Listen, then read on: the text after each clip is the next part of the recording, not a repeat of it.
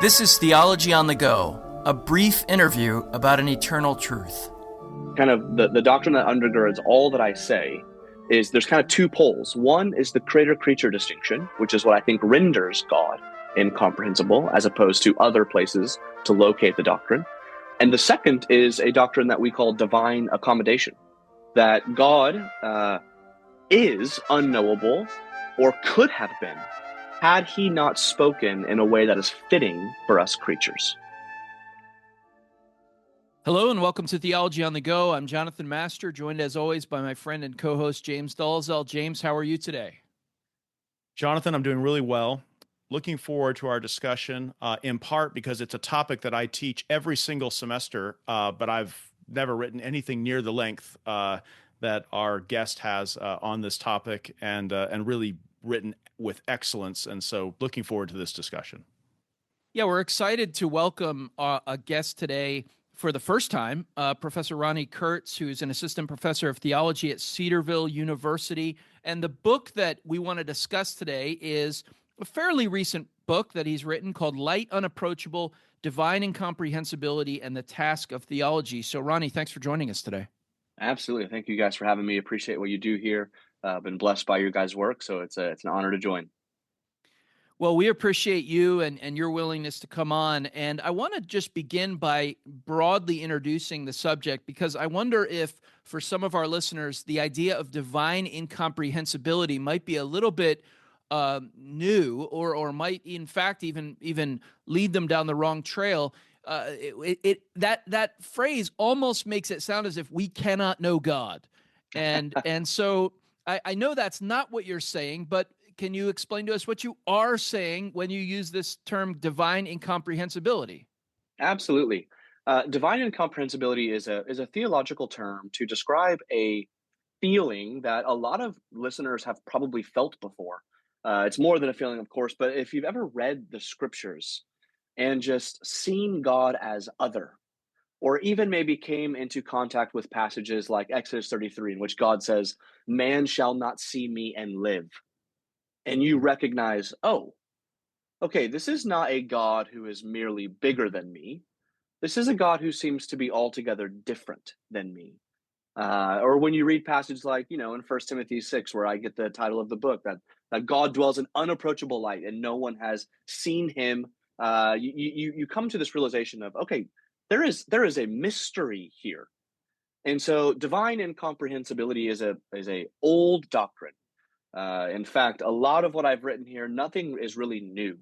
It's really me trying to bring to the church today a doctrine that has enjoyed a pride of place throughout centuries and countries throughout church history. So let me read how I formally define it, and then I'll give you a much more lay level kind of how I define it for first year students. So here's how I define it in the book. I say divine incomprehensibility affirms that God the Creator is wholly other than his creatures, and the distinction between the two renders God out of the rational jurisdiction of the creature's theological and intellectual comprehension.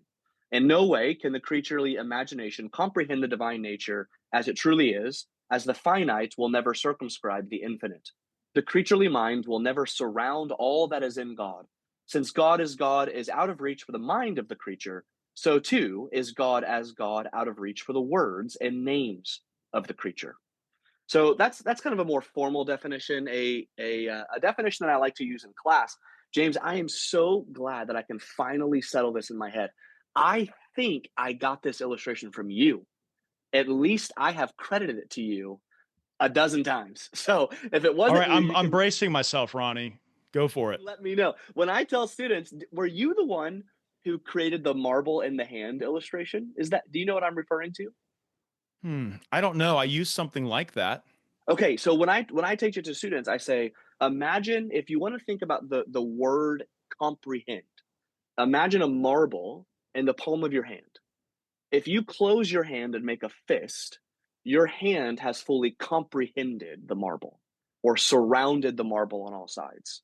That's a good illustration of what it means to comprehend something. So then when we say that God is incomprehensible, we don't mean that he's utterly unknowable. In fact, he's gone through great lengths to make himself knowable. What we are saying, though, is we will never surround God in all that he is. Us finite creatures will never circumscribe the infinite. We will never surround him the way that our hand might be able to surround a marble when we make a fist. James, I Yeah, think that's from you, no, brother. listen, you can credit me with it. I'm not sure that that's entirely accurate, but I use something like that. Usually I pick a nickel or something. And I say, Okay, you yeah. can apprehend it, which is like grab onto it, and then you can comprehend it. But those are like two, I use that as a metaphor for two different ways of knowing. They're both Yes, real knowledge, but they're not the same way of really knowing. that's So, exactly right. Yeah, that's exactly right. um, And because God's gracious accommodation, we do have hopes of apprehend, but the comprehension, that full surrounding, is what I want to negate. all right. So I'm going to play the critic's advocate here Yeah, for please just a do. second and say, uh, but doesn't that mean that we don't really or truly know him? In other words, isn't comprehension necessary? Isn't all true knowledge comprehension? And can you really know a mystery? Or isn't that just an ironic way of speaking? Aren't mysteries, just in so much as they're mysteries, exactly what you don't know? And so how can we talk about knowing God, or even engaging in your subtitle, the task of theology, God talk? How can we do God talk if it turns out that our talk and our concepts are never really one-to-one measures of the God about whom we're speaking? All right, so What a great I leave it to you. Yeah, what a great question here, James. I appreciate this. And I love the idea of like, what does it mean to know a mystery? Isn't the fact that we don't know it what makes it a mystery? And in some ways, yes. However, this particular mystery has spoken. And when Hmm. God speaks, because of how God has spoken, it makes him knowable. So I want to draw a distinction between apprehend and comprehend, and which we've already kind of hinted at here. To apprehend something is to grab at in a meaningful way, to know, even if it's not a surrounding kind of knowledge. So I think the pinnacle doctrine for the book, kind of the doctrine that undergirds all that I say, is there's kind of two poles. One is the creator-creature distinction, which is what I think renders God incomprehensible as opposed to other places to locate the doctrine. And the second is a doctrine that we call divine accommodation, that God is unknowable or could have been had he not spoken in a way that is fitting for us creatures. And we know the way that the Christian story goes, he has done just that. God has not left us in the state of complete darkness. Rather, he has spoken in a way that is fitting for the creatures to not comprehend but apprehend. So this is, we can see this all over the scriptures when he describes himself in bodily like parts, though he has no body, or when he describes himself in overly emotive phrases, though we know him to be impassible, or or without passions, or when he describes himself as in time, though we know he is not bound by time. These are all accommodations for those of us creatures who are finite, who are corporeal or bodied, for us creatures who do have passions, for us creatures who are in time. These are ways for God who has comprehended, or who has the incomprehensible God who has accommodated himself in Calvin's terms, baby talked or lisped to us in a way that we Yeah, I might was going to say the understand. lisping and babbling as to babes, the famous It's statement exactly from right. Calvin. Yes, that's exactly Can right. I said this wasn't for PhD students when we were off air, but I'm going to do just one pointy-headed question for you. Sounds And great. this is not a gotcha, but like one I think that comes up in this discussion. And undergraduates actually pick up on this in my classes, and I'm sure yours do too, which is how do we know, for instance, that this is accommodated revelation? Wouldn't we have to have some access to the non-accommodated, so to speak, in order to assess it as being accommodated? Does that make sense? Yeah, I What think is the so. criteria? Where do I get my knowledge of God so that I could judge that, like, God having an upset tummy, 3 times, the Bible says his bowels were turned over within him. How do I know that that's actually God speaking to me in human language? And how is it that I get enough knowledge of God to know that that other knowledge is itself an accommodation? Or is that I too that This totally technical? makes sense. No, I don't think so. I think I can do this in a relatively non-technical way. It's just not fair to you Um, in our time space, but. No worries. This is a great question and a worthwhile one to explore. Um, I really think incomprehensibility needs to be retrieved as a revealed doctrine, not merely a deduced one. You will hear critics of incomprehensibility and a corollary doctrine, ineffability. So, if incomprehensibility is an intellectual limitation, ineffability is a linguistic limitation on behalf of the creature, such that our words could never fully surround God either. You will hear critics say, well, when you say God is ineffable, you are either describing him or you're not. And so this is a self-referentially incoherent doctrine. To And I say just to disagree. speak that God is unspeakable is itself self-contradictory. That's exactly right. And I Okay. just disagree because it's a revealed doctrine. God has told us he's incomprehensible. God has told us he is ineffable. And so this is not merely a metaphysical deduction, which I think it would be even if it wasn't a revealed doctrine, but it is a revealed doctrine. And that's going to change the grounding by which we talk about what you just asked, because there are other revealed propositions about who God is that do seem to make us make a decision. There is, for example, you have in one chapter in 1 Samuel 15, you have this very strong affirmation: God is not a man that he would have regrets. And in the same chapter, you have this: I regret I made Saul king. And so what you have there is a biblical pressure where you can kind of do one of two things. You can say one of these is literal and the other is figurative in some way, or there's a contradiction. Given my commitment to non-contradictions in the scripture, I'm left with the position of one of these is to be taken literal, one of these is to be taken in some kind of figurative manner.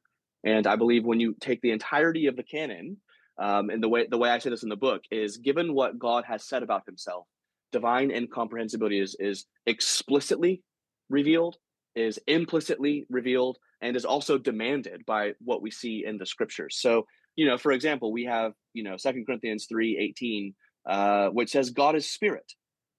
So we know if he's described as corporeal or having body parts elsewhere, that must not be taken literally, because he says outright that he is spirit. So there's, what we're trying to do here is we're trying to let theology, let metaphysics help our reading of scriptures, especially where there seems to be biblical pressure. Is that a non-technical way to say it, James? Any Yeah, no, clarification there? I think that's a fair point. Your illustration of 1 Samuel 15 is very apt. Ronnie, I wanted I want to get to the second part of the subtitle, the Task of Theology, but as a kind of bridge for getting there, I wonder if you could just back up a step and say, okay, part of the reason why we need to defend the doctrine of divine incomprehensibility is, as you've said, because it's explicitly taught. It's something that we can't ignore if we're going to comprehensively and fully understand the scriptures, not understand God, but understand the scriptures and do justice to what God has revealed in them. But in terms of other implications of that, and maybe this is even something you could reflect upon having written on it, what are the ways in which perhaps your students or you yourself have seen the benefits, the spillover effect, the important applications and implications of this doctrine? In other words, Yes. someone might reach this point and say, "Okay, I need to check that box because it's biblical teaching." But you're really saying more than that. You're saying, actually, this is more than just a box we have to check off because it's revealed to us, but actually something that really plays a vital role in our understanding of ourselves and our Creator. Yes, this is my favorite subject to talk about here with the book is, not only do I believe this doctrine is true, which I do, I believe this doctrine is beautiful. And that might sound counterintuitive, because if I tell you God is incomprehensible, you might find that to be bad news. But I find that to be a lot of good news here. A couple of reasons why. First, the fact that God has accommodated himself and his otherness, he has spoken in a way befitting us, means not only is my Bible, not only does that scriptures contain a story of grace, but the very existence of my Bible is grace. The very existence of the fact that God has spoken in a way that I might be able to know him is wildly meaningful and should be motivating to grab hold of the scriptures in itself. The other thing is I find students kind of eliminating the idea that theology is boring when they really start to grapple with what it means for God to be incomprehensible.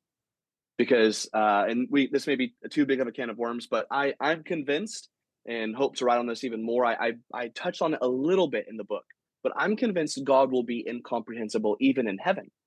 And that might sound like bad news again, but I really think this is good news.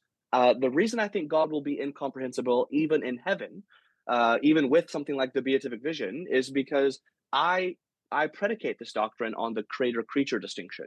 Not merely that we're sinful, not in some size notion of God, as if he's merely just bigger than us. And if we have enough time, we'll be able to finally explore all of his crevices. Not that. Instead, I think because of the creator-creature distinction, God is other than us. And I think that distinction still exists in heaven.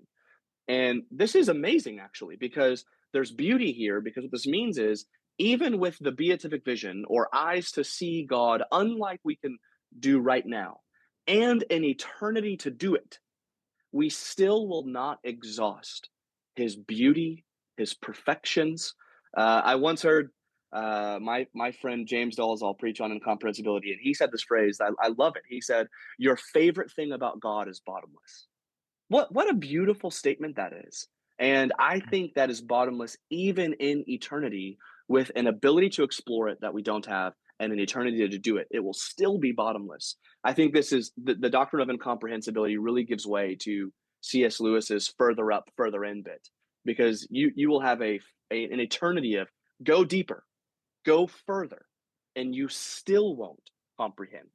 And so, again, I find incomprehensibility to be beautiful. If I can do one more, the last thing is I find incomprehensibility to be the most intellectually satisfying place to root humility, especially intellectual and theological humility. In fact, I have said my book is really just a long argument for humility, because what I tell my students often is if accommodation is really, as Calvin says, baby talk, God's lisping to us as if we're children. Imagine getting arrogant because we understand more baby talk than someone else. It's just silly. And so the notion that God is incomprehensible and theology is only possible because he has willed it so makes theological humility not merely an intellectual virtue, which it is, but it makes it a necessity based on who we are and who he is. We can only explore this infinite mystery, this infinite God, because he's made it possible. And so there is a real deep humility to be had when we start the theological process and the theological task with divine incomprehensibility. Ronnie, I think you're in good company with your assertion that God will, even in the beatific vision, remain incomprehensible. I mean, not only is that the position of Thomas Aquinas in his great Summa, but that's also sort of the uniform position of the classical Reformed tradition. Do you sense, you and I both teach this topic to undergraduates mostly, that we almost have to train their expectations, because there's something, and there's just so much modernity in them, and modernity wants to get to the bottom of things. Modernity wants think tanks. Modernity wants big time funding. Modernity wants all the mysteries to go away. And frankly, a lot of mysteries that used to be mysteries are no longer mysterious or enigmatic to us, because we have, through modern science, really gotten pretty deep. Not that we've, the science is not settled. I don't believe that, but we have settled a lot of old questions, and we've gotten used to winning, so to speak, having questions that were mysterious until we found the answers and they weren't anymore. And then we almost get to this point of expecting that all of my important questions are only important if they can be gotten to the bottom of. And I don't know, do you find that with students, you almost have to just recalibrate their expectations of what good knowledge is? Yeah, that's a profound way to word that question, even in the development of epistemology and the possibilities of modernity. I love that. The place I see this the most is when we talk eschatologically about the kingdom to come, because there is a lot of I'll see theology students get a little bit frustrated, especially early, freshman, sophomore level theology students, and they'll say, "I can't wait till heaven till all these questions are answered." And I'll say, "What if I told you?" I have some bad news there for might you. be, you might still be in wonder, even exactly in the right. eternal state. And what a thought to have glorified wonder. What that shows is that wonder itself is not sinful, of course, and is not, a product of the fall, but is a product of God's otherness. And I think there will one day be a glorified wonder. And that's maybe it's because I enjoy this process, but that's a beautiful thought to me. Yeah, I mean, like, part of me suspects that whatever we're doing, it won't be the science of theology in any way we know it, the kind of dialectic, revising, poking holes, trying to get to a cleaner, synthesis. Yes. I mean, that process, it'll be something pure, and it won't be theology, and there definitely won't be a final exam. Amen. Which my students are glad about that, I guess. But still, there's the wonder, there's the sense of ever new.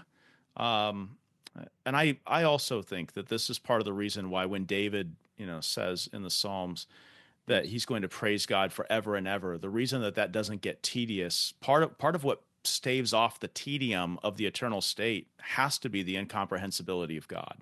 Amen. You just could never do that for like an angel. Yes, that's right. Like, it might be an angel is wondrous, but there's an end to it all. Yep, it's that's right. Theoretically comprehensible. That's a great word, James. I appreciate that. Yeah, that's great.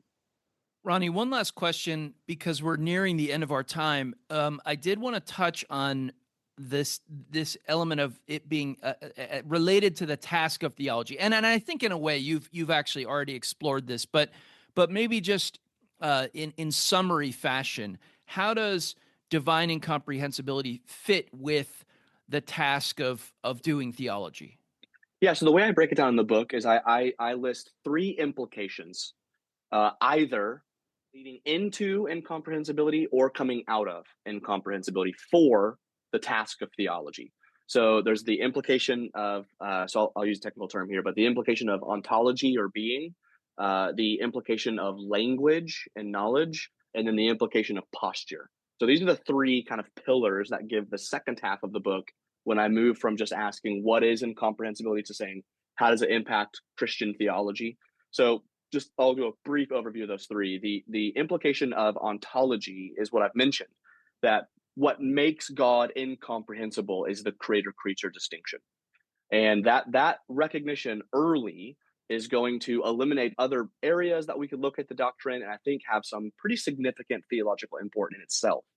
The next is the implication of language and knowledge. Again, using some a little more technical terms here, but here I talk about the difference between archetype and ectype when it comes to knowledge and the way that we participate in God's knowledge of himself. And then move into a discussion of theological language regarding why I believe analogical language is the way for Christian thinkers, which respects both the likeness and unlikeness of God as he relates to creatures. And I make an argument for analogical language over what's called univocal or equivocal language. So that's the kind of the language implication. And then the implication of posture is kind of what I mentioned. This starting with incomprehensibility just rewires what we think we're doing when we do theology. I start all of my classes, even if incomprehensibility is not in the assigned topics, I start all of them with incomprehensibility because I want to start from the beginning, recognize what we're about to do is not set on a trajectory of intellectual brilliance. Rather, we are receivers of accommodated glory, doing our best to have faith-seeking understanding. And what we want in theology is not this God is a thing to be examined, and with enough brilliance, I will examine him in a proper way. But rather, he is the other, the wonderful, unthinkable God who has accommodated himself, and I will receive that accommodated glory, and I will revel in it in a way that leads to worship and exaltation, not merely examination. And there's a humility that comes with trying to reroute theology in that kind of a posture. So those three, ontology, language, humility, are the implications for theology. Well, I wish we had more time to tease out each of those, but that I think is a good note to end on. And so, Ronni Kurtz, thanks for joining us today. The book is Light Unapproachable, Divine Incomprehensibility, and the Task of Theology. Thanks so much for your time today. Thank you guys both. I appreciate your time. James, I know this is a doctrine that is near and dear to your heart, and it is good to see this particular book in print. I especially appreciate it, I have to say, I especially appreciated the note on which he ended, that this is a doctrine that certainly it must drive us to a humble posture when it comes to our study of God and certainly our worship of God. Yeah, I couldn't agree more. And I'm really glad he's written this. Again, any Doctrine of God course that omits this is doing it wrong. Not meaning the book, but the topic.